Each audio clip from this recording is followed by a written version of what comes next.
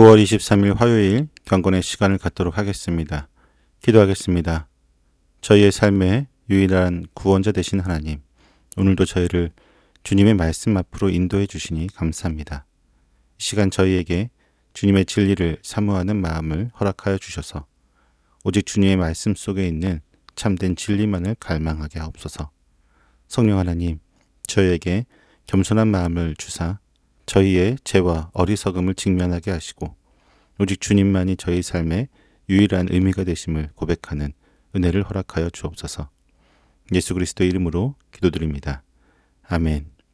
사도행전 19장 1절에서부터 10절까지의 말씀을 보겠습니다. 같이 읽습니다.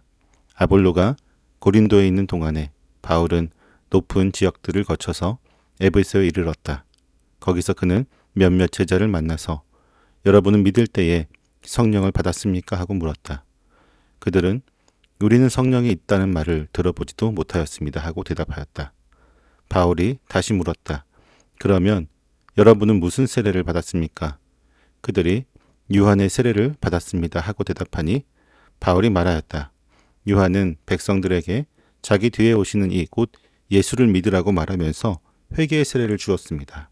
이 말을 듣고 그들은 주 예수의 이름으로 세례를 받았다. 그리고 바울이 그들에게 손을 얹으니 성령이 그들에게 내리셨다. 그래서 그들은 방언으로 말하고 예언을 했는데 모두 12사람쯤 되었다. 바울은 회당에 들어가서 석 달 동안 하나님 나라의 일을 강론하고 권면하면서 담대하게 말하였다. 그러나 몇몇 사람은 마음이 완고하게 되어서 믿으려 하지 않고 온 회중 앞에서 이 도를 비난하므로 바울은 그들을 떠나 제자들을 따로 데리고 나가서 날마다 두란노 강당에서 강론하였다. 이런 일을 이태 동안 하였다. 아시아에 사는 사람들은 유대 사람이나 그리스 사람이나 모두 주님의 말씀을 듣게 되었다. 아멘. 바울이 에베소에 도착했을 때 그는 이미 제자라고 불리는 사람들을 만났습니다. 그들은 이미 어떠한 믿음의 공동체에 속해 있었던 것입니다. 하지만 바울은 그들에게 여러분은 믿을 때에 성령을 받았습니까? 라는 본질적인 질문을 던집니다. 그리고 그들의 대답은 충격적이게도 성령이 있다는 말을 들어보지도 못하였다는 것입니다. 이 대답을 통해 바울은 그들의 신앙이 아직 온전한 복음, 즉 예수 그리스도의 죽음과 부활 그리고 성령의 임재를 경험한 신앙에 이르지 못했음을 알게 되었습니다. 그들은 요한의 세례를 통해 죄를 회개하는 것은 알았지만 예수님을 통한 구원과 그 결과로 주어지는 성령의 선물을 알지 못했던 것입니다. 일부에서는 이 구절을 근거로 해서 회심 이후에 성령 세례를 받는다는 이른바 2단계 구원론을 제시하기도 합니다. 그러나 본문의 맥락을 자세히 살펴보면 이들은 그리스도를 온전히 믿고 세례를 받은 그리스도인이 아니었습니다. 이들은 요한의 제자로서 구약과 신약의 중간시대, 즉 과도기에 머물러 있던 사람들이었습니다. 그들의 믿음은 메시아를 기다리는 믿음이었을 뿐 이미 오신 예수 그리스도를 구주로 영접하는 믿음은 아니었던 것입니다. 오늘날 교회를 다니는 수많은 사람들이 예수님을 믿습니다 하고 고백하지만 성령의 존재를 삶 속에서 얼마나 깊이 인식하고 있습니까? 우리의 신앙은 혹시 지적인 동의나 종교적인 행위에 머물러 있지는 않습니까? 성령님은 우리를 거듭나게 하시고 예수님을 주님으로 고백하게 하시며 죄와 싸워 이길 힘을 주시는 분이십니다.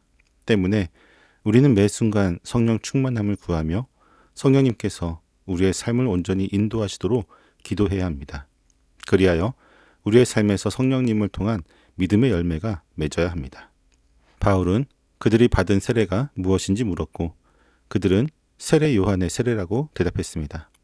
당시 에베소에는 세례 요한의 가르침을 따르는 사람들이 있었고 이들은 바로 그들이었습니다. 그들은 요한이 회개를 촉구하며 내 뒤에 오시는 분을 믿으라고 전했던 메시지는 알았지만 그 뒤에 오시는 분이 바로 예수님이라는 사실과 그 예수님을 통해 성령이 임하셨다는 사실은 알지 못했던 것입니다. 바울의 설명은 이들에게 새로운 깨달음을 주었습니다. 요한의 세례가 죄를 회개하고 메시아를 기다리는 준비 과정이었다면 예수님의 이름으로 받는 세례는 이미 오신 메시아를 믿음으로 제사함과 함께 새 생명을 얻는 것입니다. 그들은 바울의 말을 듣고 즉시 주 예수님의 이름으로 다시 세례를 받았습니다. 그리고 바울이 그들에게 손을 얹자 성령이 그들에게 임하였고 그들은 방언을 말하고 예언을 했습니다. 온전한 믿음을 통해 그들의 삶에 실제적인 영적인 변화가 일어났던 것입니다. 이들은 구약과 신약의 과도기에서 벗어나 새로운 새 언약의 백성이 되었던 것입니다. 우리는 예수님의 이름으로 행하는 모든 행위에 진정한 의미를 되새겨야 합니다. 우리가 받는 세례는 단순히 물에 들어갔다 나오는 의식이 아니라 죄에 대하여 죽고 그리스도 안에서 새롭게 태어나는 영적인 사건입니다. 우리의 믿음이 교회에 다니는 것에 그치는 것이 아니라 성령의 능력으로 충만해지는 삶으로 나아가야 합니다.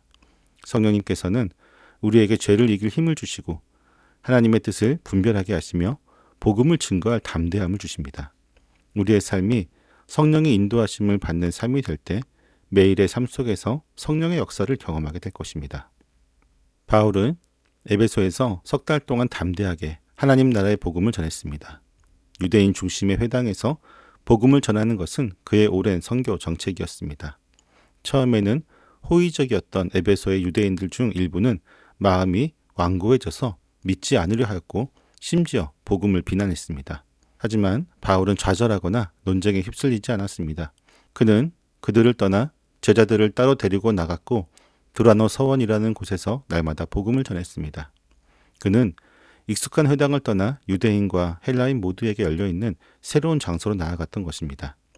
이 두라노 서원에서의 사역은 2년 동안 지속되었고 그 결과 아시아 지역에 사는 모든 유대인과 헬라인이 주님의 말씀을 듣게 되었습니다. 복음은 한정된 공간에 갇히지 않고 새로운 길을 개척하며 더욱 넓게 확산되었습니다.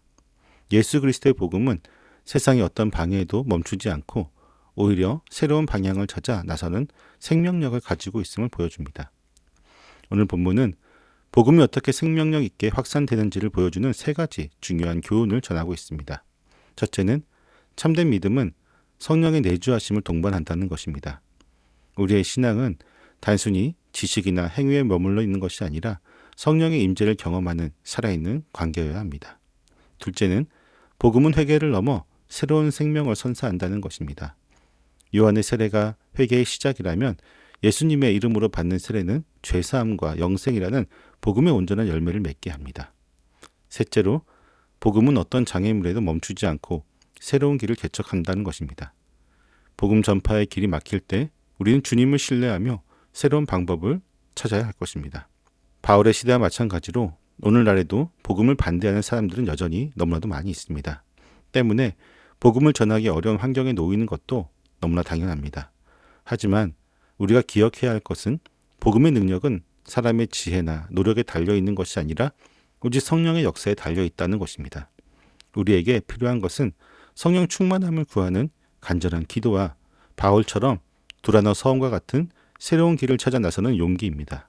지금 우리의 삶에서 복음이 멈춘 곳은 어디일까요?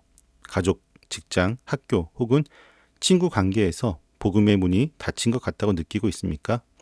이제 좌절의 자리를 박차고 일어나 두라노 서원과 같은 새로운 길을 찾아 나서야 합니다.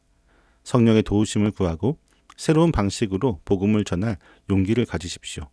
우리의 삶 자체가 복음이 되고 우리의 행동과 말이 복음의 능력을 증명하게 하는 것입니다. 복음은 결코 멈추지 않습니다. 우리를 통해 오늘 하루도 복음이 힘차게 흘러갈 것을 믿으며 나아가는 우리 모두가 되기를 소망합니다. 기도하겠습니다. 복음의 능력으로 역사하신 하나님, 복음이 인간의 지식이나 행위에 머무르는 것이 아니라 성령의 임재를 통해 새로운 생명을 잉태하는 살아있는 관계임을 깨닫게 하시니 감사합니다. 또한 복음의 길이 막힐 때 새로운 길을 개척하며 담대히 나아갔던 바울의 용기를 보게 하시니 감사합니다. 주님, 저희가 받은 믿음이 혹 요한의 세례처럼 불완전한 상태에 머물러 있지는 않은지 돌아보게 하옵소서. 우리의 삶에서 성령님을 통한 믿음의 열매가 부족했던 나약함을 고백하오니 성령 충만함을 구하는 간절한 기도를 허락하여 주옵소서. 저희에게 필요한 것은 인간적인 지혜나 노력이 아니라 성령님의 역사임을 믿습니다.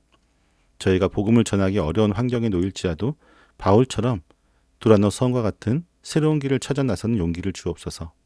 저희의 삶이 복음의 능력을 증명하는 살아있는 간증이 되게 하시고 멈추지 않는 복음의 역사를 이루는 도구가 되기를 간절히 소망합니다. 예수님의 이름으로 기도드립니다. 아멘.